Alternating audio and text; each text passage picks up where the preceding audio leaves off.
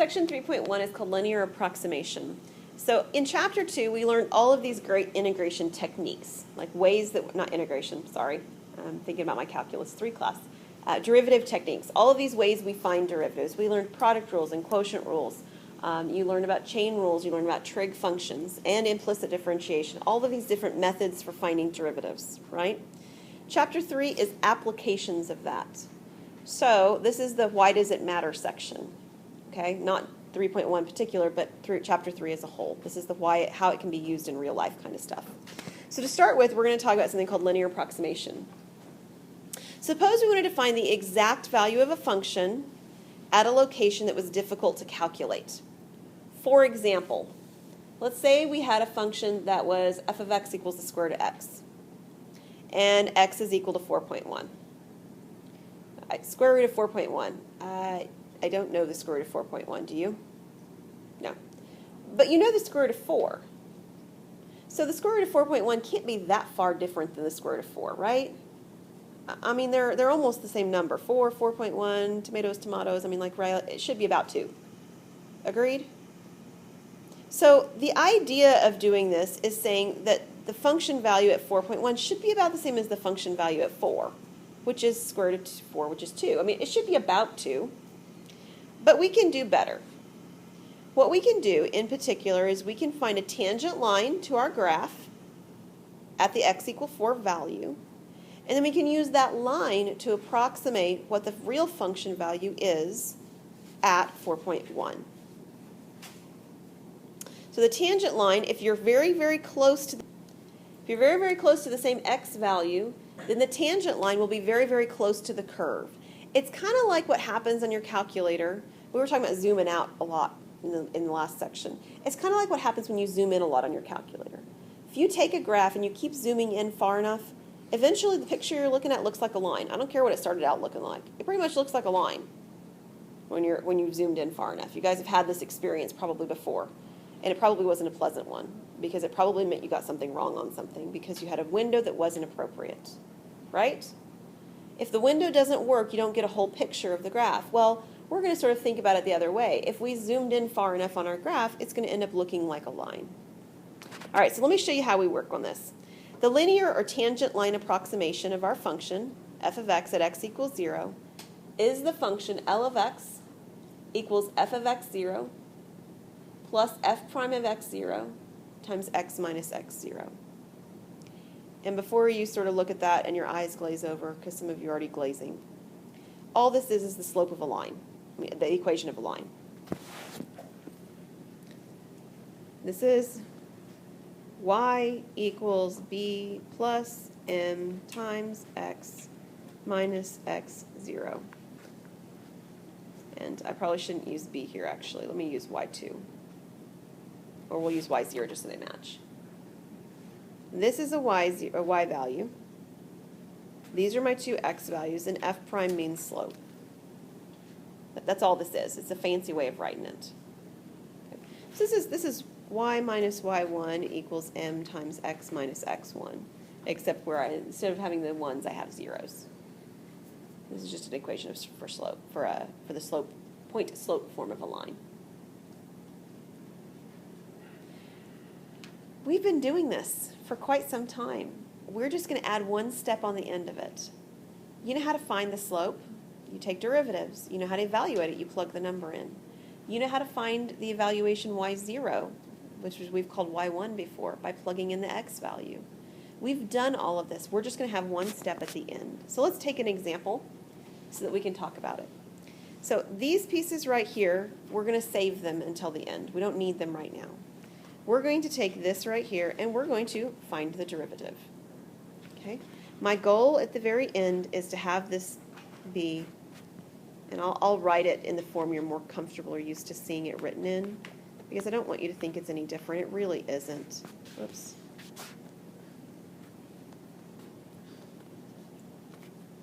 I did move the y1 to the other side, so my apologies if that's confusing. I just moved that to start with. All right, so I'm going to find the slope first. Now, the way that this is actually written right now is not especially helpful for finding the slope, but if I write this as x to the 1/2, then you can use your formulas that you've used in Chapter 2. So what is the derivative of x to the 1/2? 1/2 x. Yeah, 1/2 x to the negative 1/2. And if we rewrite that using a little bit of cleanup from algebra, we can write this as 2. The x to the 1/2 will now be in the denominator as a positive 1/2. And instead of writing as 1/2, we could write it as square root of x. Okay. Now, the cleanup for that is helpful because what we really want to do is we really want to evaluate that. And we want to evaluate it at the value that we can do. All right, so here they're actually telling you x sub 0 equals 4. They really shouldn't have to tell you that for you to know that that's what it should be. If you're trying to approximate something at 4.1, the whole goal is to pick an x value that you know how to use in the function you're given. So, well, I mean, 4, duh, right? I mean, I know how to approximate the square root of 4. I mean, not approximate, I know how to find it. So obviously the value I want to use is 4 because I can do that by hand. I can take a square root of 4 by hand.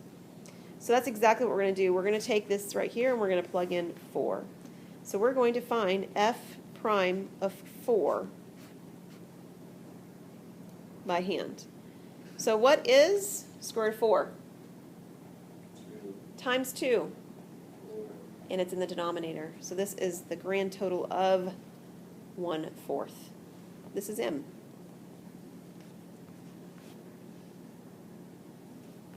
So my m value is 1/4. Do you know what my x1 value is? It's 4, right? I mean, it's what I called x0 over here, but it's the given value that I know. How can I find y1? Yeah, I can plug in the 4 to the original right here, yeah? Here's my original one. If I plug in x equal to 4, what do I get?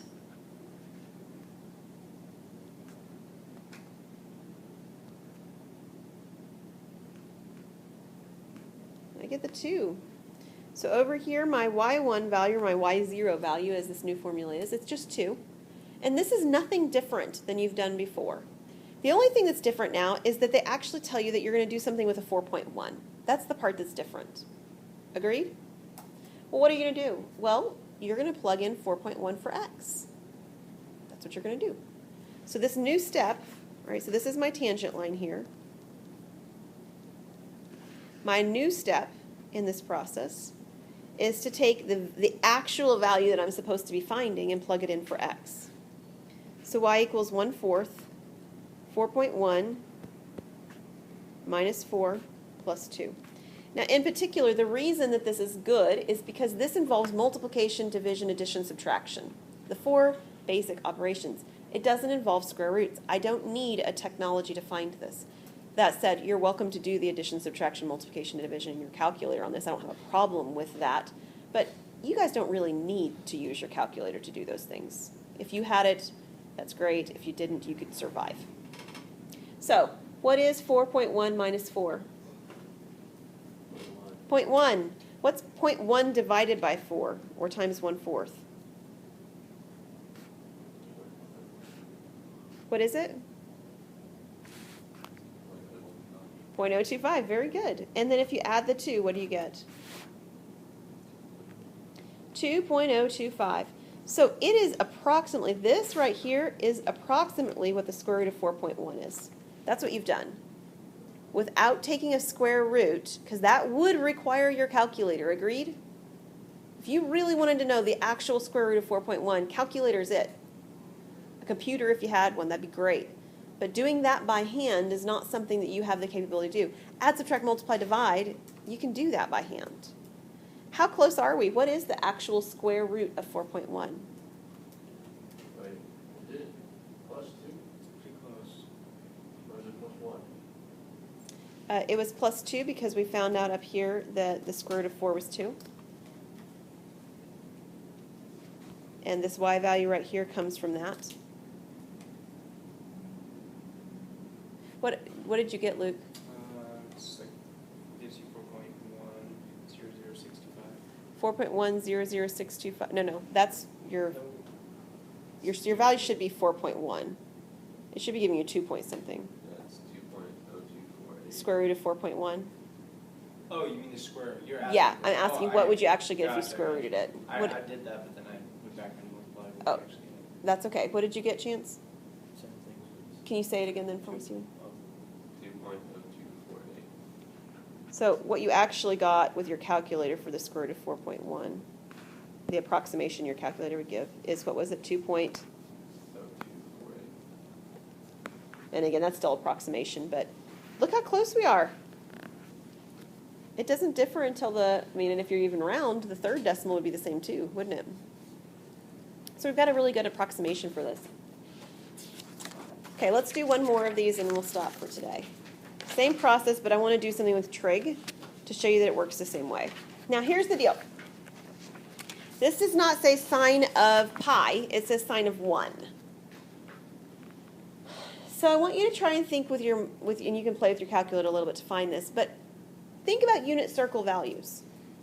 Pi over 4, pi over 3, pi over 6, pi over 2, 3 pi over 4, all those different unit circle values, okay? Those unit circle values, if you know your unit circle, you know the sign of them. Agreed? Yeah? What we want to do is we want to figure out which of those pi over somethings is approximately equal to 1. Do you know?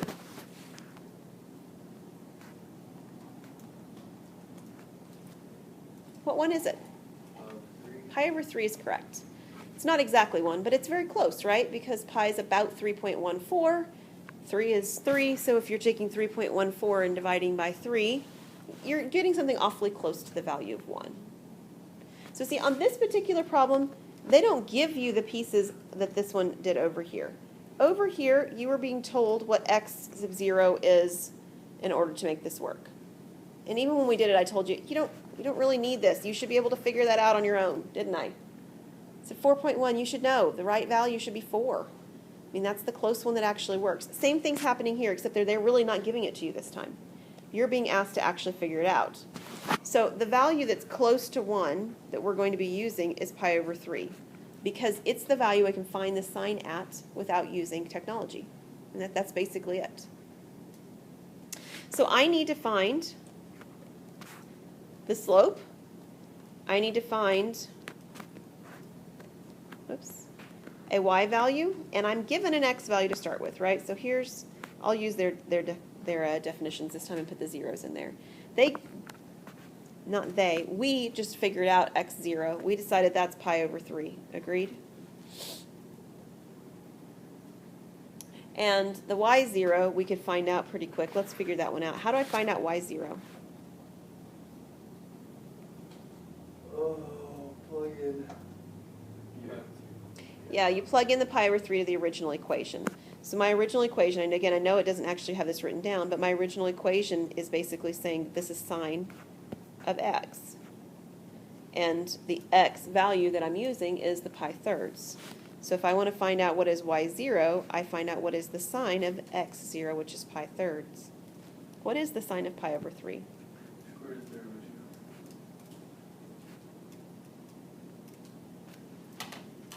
Okay. Unit circle stuff, you probably need to drag it back out and kind of commit that to memory again if it's a little bit rusty, okay? Square root of 3 over 2. So this one right here is square root of 3 over 2.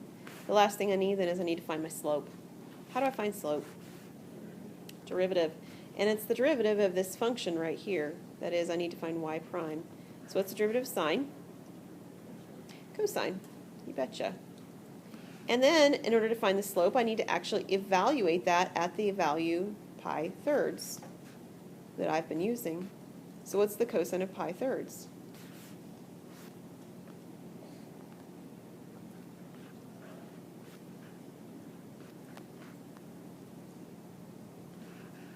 Come on, guys, you need the sine of pi thirds. What's the cosine of pi thirds? Nope, that's the sine of pi thirds. 1/2. There we go. It's 1/2. So up here, my slope is 1/2. So my tangent line is y equals 1/2 times x minus pi thirds minus square root 3 over 2. That's my tangent line. So if I want to find my linear approximation, then it means that I need to take the value that I really wanted, which was not pi over 3, it was the number 1, right? And plug it in for x. So I'm going to find y or in their, the way that they call it is L of 1. They use L for linear approximation. So they do 1/2, 1 minus pi over 3, minus the square root of 3 over 2. Now, I do recognize the fact that you're going to have to use your calculator to simplify that. I get that. Go ahead and do that piece of it, and we'll get the linear approximation. Should that be addition? Yes, it should. I'm sorry, that is a plus 3 halves at the end. I do have a sign off on there. Thank you. Plus y 0, and then I've got plus 3 square root of 3 over 2 on the end. Okay, what do you get for this one? 842.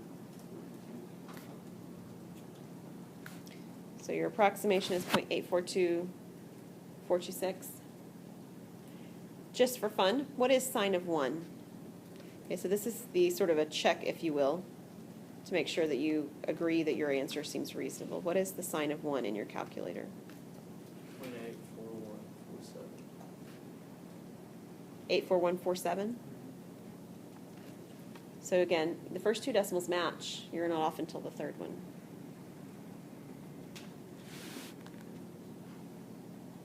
All right.